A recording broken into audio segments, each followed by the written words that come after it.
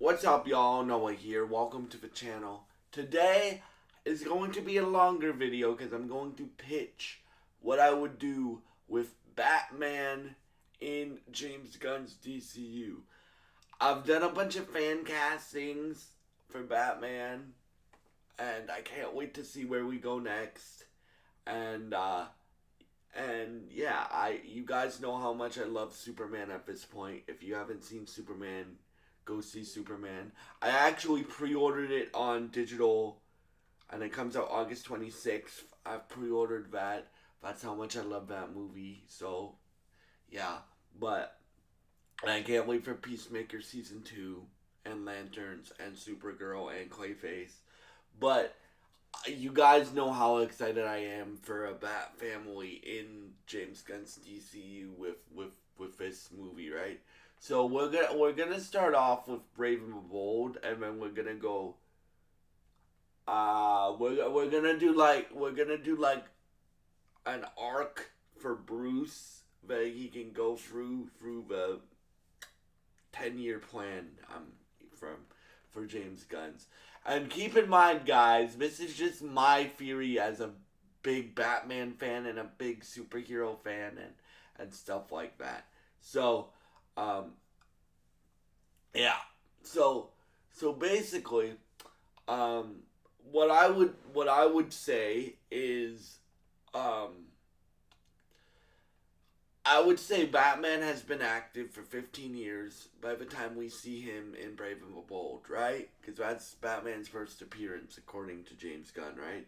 He's been active for 15 years. Um, he started being Batman at 24, 25, and now he's like or he started being Batman at 24, 25, and now he's like 36, 37, 40, right? Like he's like in that age range, right? He needs to be old enough to be a father, right? In this time, like, and keep in mind, this is just my theory. In this time period that Bruce has been Batman, right? He's trained Dick Grayson. Uh, Jason Todd has died. We'll get back into that in a bit, right?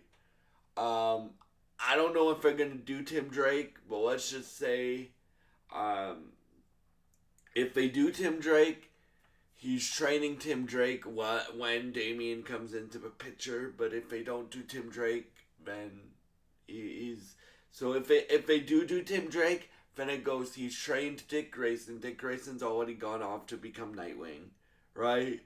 Um, then he's also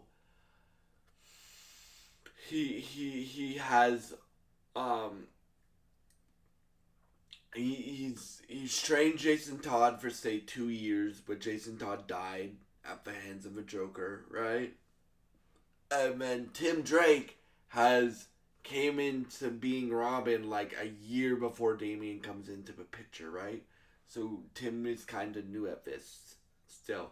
And if they want to skip over Tim Drake, I don't know, like just say that they've lost a member of the Bat family, right? And in this too, you could add because when we first see Batman, I want the Bat family to be smaller than it usually is, right? Like the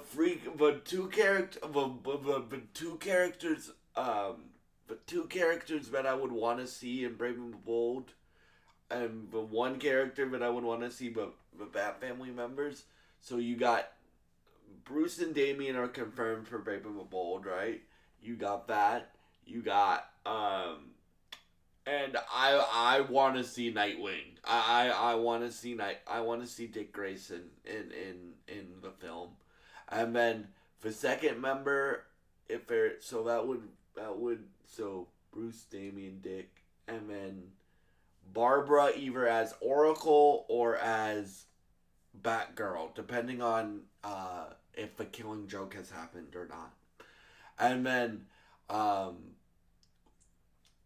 want the League of Assassins to be, if not the main villain, a big part of this movie. And before you guys say, they were a big part of the whole Dark Knight trilogy. Yes, but if you guys have seen James Gunn's Superman and why it's my favorite DC movie of all time is because that's like taking a comic book and putting it to live action. That's what I want them to do with League of Assassins, right? League of Assassins, like the way they fight is very like it's ninja like, but it's very mystical, right? Like I want Lazarus pits. I want like stuff like that. Who I would make the main villain of a movie? Either Deathstroke or yeah, I would make Deathstroke the main villain. Or no, I wouldn't make Deathstroke the main villain. I would make like Ra's al Ghul the main villain, or Talia. Well, not Talia, because Talia delivers Bruce. Delivers Damien to Bruce. But I would make either Deathstroke or Talia, or Deathstroke, Slade Wilson, or um, uh, Ra's al Ghul the main villain of a movie, right? And throughout this movie, I would have, because Batman's been experienced, he's been Batman for 15 years at this point, right? So I would have him have to, like, I would basically take a lot from a great Grant Morrison run, and I know in that run, and that's one of my favorite Batman runs, Dick Grayson is Batman, right? But what I would have is Dick still be in it, like Dick Grayson still be in it, but he's still Nightwing at this time, right? He's not Batman. Like, but Batman that we're gonna get in Brave and the Bold is gonna be Bruce Wayne. Like maybe like 10 years or 15 years down the line, once this universe really gets going, right? Like, it still has to really get going because we've only had 2 projects in this universe so far, Superman and Creature Commandos. Maybe once we're 10, 15, 20 years down the line in this universe, Dick or Damian will become Batman. But yeah, for right now, like, what I would have throughout this movie is Bruce learning how to be, learning his son that he didn't know he had, and teaching his son, or helping his son learn how to not fall back on his League of Assassins training, right? How to be a member of the Bat family and how to be Bruce Wayne's son and stuff like that. And yeah, in terms of Nightwing, what I would have him there for is the brother dynamic between Dick and Damian. Like, the brother dynamic between those two. Like, in the comic books, they were Batman and Robin together, right? And even in the New 52 and, like, especially Rebirth and even more recent comics, like, whenever they're together, like, they have a special bond. So that's what I would have Nightwing there for, right? And I would reference Jason Todd. Like, I would have a moment where either he's training with Dick in the cave, like in the Batman and Son animated movie, and one of them slams into a Robin suit, like a Robin suit in a glass case, and Damien goes, "Who's that? What? He's never told me about that," or something like that. And then Dick tells Damien the story about Jason and stuff like that. I wouldn't have, like, I would just do that in this movie for Jason, and the reason why is because this movie, you already have a lot to introduce to new audiences, right? You have Damien, you have the Bat family aspect with Dick and Barbara and Bruce and Damien, right? And then what I would do is I would do that, and then the movie ends with Damien telling Talia, "I'm staying with my father" or something like that, and um, Talia Talia will come back in the future, right? And then the movie ends with Talia talking to Raish and being like, "Is he awake yet?" And then we see Jason Todd, right? And then either either I would have a video game detailing like if you guys haven't read I think it's called End of Days. If you guys haven't read Red Hood End of Days, it's basically Red Hood's origin story about how he retrained himself, like how the League of Assassins took him under his wing, and he Talia sets him up with a bunch of different teachers. Like she sets him up with a martial arts teacher, a demolition teacher, a locksmith teacher, a bunch of different teachers, and throughout this video game or series, whatever you want to do, James Gunn, right? You play or you watch Jason kill these mentors because that's what happens in the comics, and then Talia gets really upset and is like, "Why are you killing these mentors?" And then it ends with Jason saying, "I want him. He replaced me. I want him." Again, you can even like if they do Tim Drake, you can show Jason spying on Bruce in this series or this video game of him and Tim Drake, of Bruce and Tim Drake, or you can show it with Bruce and Damien, right? Um, and what this video game or series would lead to would be an Under the Red Hood movie for the Batman 2 in this DC universe, right? Um and